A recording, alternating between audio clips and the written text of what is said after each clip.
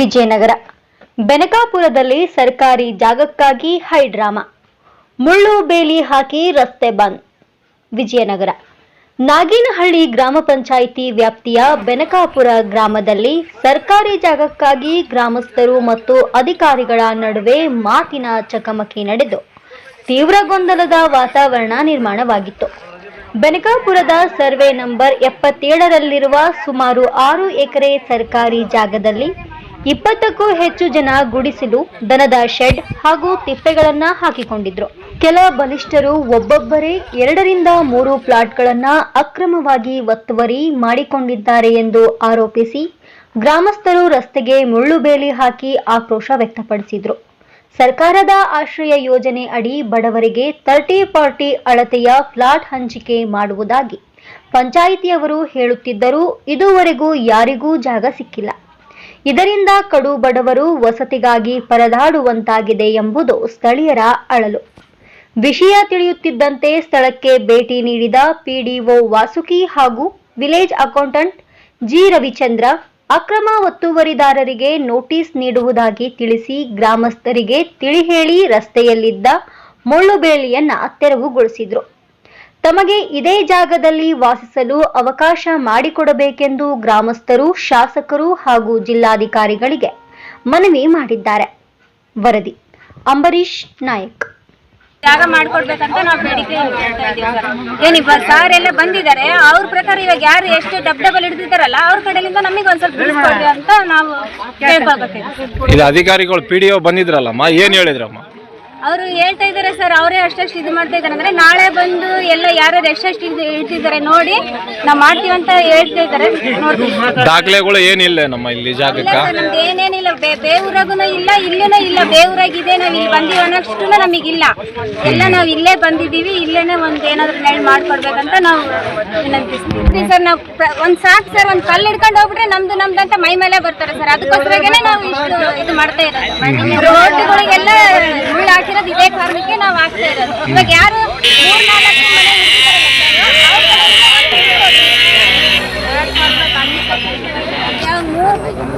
3-4 ಹೋಗಿ ಆದಷ್ಟು ಬೇಗ ನಮಗೆ ನ್ಯಾಯ ಕೊಡಿಸಿದ್ರೆ ಇಷ್ಟಂತ ನಾವು ಬಾಡಿಗೆ ಕಟ್ಟಕ್ ಆಗಲ್ಲ ಸರ್. ಇವಾಗಿನ ಕಾಲಕ್ಕೆ ಒಂದ್ ಮನೆ ಬಾಡಿಗೆ ಕಟ್ಬೇಕಂದ್ರೆ 3,000-4,000 ರೂಪಾಯಿ ಬಾಡಿಗೆ ಕಟ್ಟಿ ಇರೋದ್ಕಿನ ನಮ್ಗೆ ಇಲ್ಲಿ ನಾವೇನು ಅವ್ರ ಮನೆ ಕೇಳ್ತಾ ಇಲ್ಲ ಸರ್, ಗೌರ್ಮೆಂಟ್ ಇಂದಾನೆ ನಾವು ಕೇಳ್ತಾ ಇರೋದು. ನಾವು ಕೂಲಿ ಮಾಡಿದ್ರೆ 150 ರೂಪಾಯಿ ಅಂದ್ರೆ ಮಸ್ತ್ ಆಯ್ತು ಇವಾಗ ಇದಕ್ಕೆ. ಅದಕ್ಕೋಸ್ಕರ ನಮಗೆ ಒಂದು ಇಲ್ಲಿ ವ್ಯವಸ್ಥೆ ಮನೆಗೆ ಒಂದು ವ್ಯವಸ್ಥೆ ಮಾಡಿಕೊಡ್ರಿ. ನಾವು ಬಾಡಿಗೆ ಕಟ್ಟ ಇವಾಗ ನೀವು ಅಧಿಕಾರಿಗೆ ತಿಳಿಸಿ ಯಾವ ಗಮನ ಸರಿ. ನಮ್ಮ ಹೆಸರು ರಾಮಣ್ಣ ಅಂತೇಳಿ, ನಾವಿಲ್ಲಿ ಗ್ರಾಮ ಪಂಚಾಯತಿ ವೈಸ್ ಪ್ರೆಸಿಡೆಂಟು.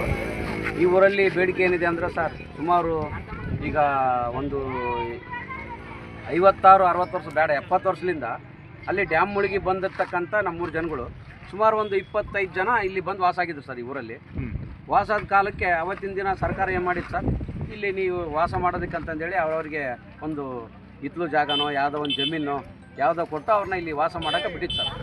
ಅವತ್ತಿನ ದಿವಸಲಿದ್ದ ಇವತ್ತಿನವರೆಗೆ ಏನಾಯ್ತು ಸರ್, ಇವಾಗ ಆಮೇಲೆ ಎಲ್ಲರೂ ಜನಗಳು ವಾಸ ಮಾಡ್ಕೊಂತ ಬಂದು ಆಮೇಲೆ ಪಂಚಾಯತ್ ಆಯಿತು, ಎಲ್ಲ ಆಯಿತು. ಆಮೇಲೆ ಈಗ ಈ ಒಂದು ಸರ್ವೆ ನಂಬರ್ 76-77ರಲ್ಲಿ ಸರ್, ಸರ್ವೆ ನಂಬರ್ 76-77ರಲ್ಲಿ ಸುಮಾರು ಈಗ ಒಂದು 5-6 ವರ್ಷದಿಂದ ಸರ್, 5-6 ವರ್ಷದ ಕೆಳಗೆ ನಮ್ಮೂರು ಒಂದು ಯಜಮಾನ್ರ ಪ್ರಕಾರ ನಾವೇನು ಮಾತಾಡಿದ್ವಿ ಅಂತಂದರೆ, ಈ ಒಂದು ಜಾಗ ಇಲ್ಲಿ ನಮ್ಮೂರವರು ಕುರುಬ ಜನಾಂಗದವ್ರು ಮಾಡ್ತಾಯಿದ್ರು ಸರ್.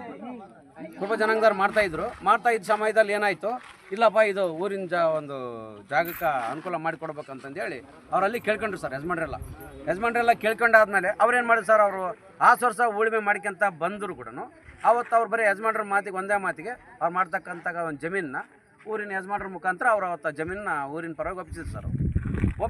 ಒಪ್ಪಿಸಿದಾದ್ಮೇಲೆ ಏನಾಯಿತು ಅಂತಂದರೆ, ಇಲ್ಲಿ ಸಮಸ್ಯೆ ಏನು, ಹೊರಗಿನವ್ರು ಬಂದು ಒಂದು ಸುಮಾರು ಒಂದು 9 ಗುಡಿಸಲುಗಳು ಹಾಕೊಂಡಿದ್ದಾರೆ ಸರ್.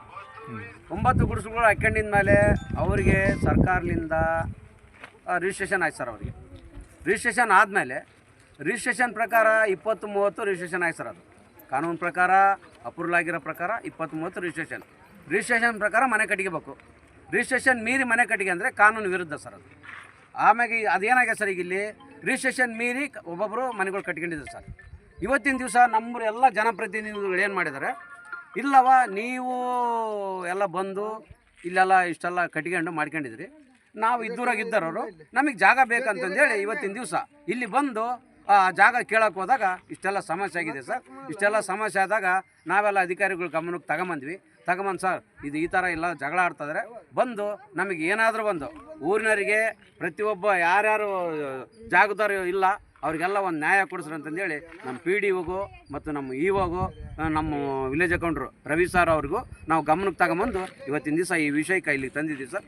ಇಷ್ಟೆಲ್ಲ ಹೇಳೋಕ್ಕೆ ಇಷ್ಟೆಲ್ಲ ಜನ ಸೇರಿದೆ ಸರ್. ನಾನು ಇದನ್ನೆಲ್ಲ ಹೇಳೋಕ್ಕೆ ಇಷ್ಟಪಡ್ತೀನಿ.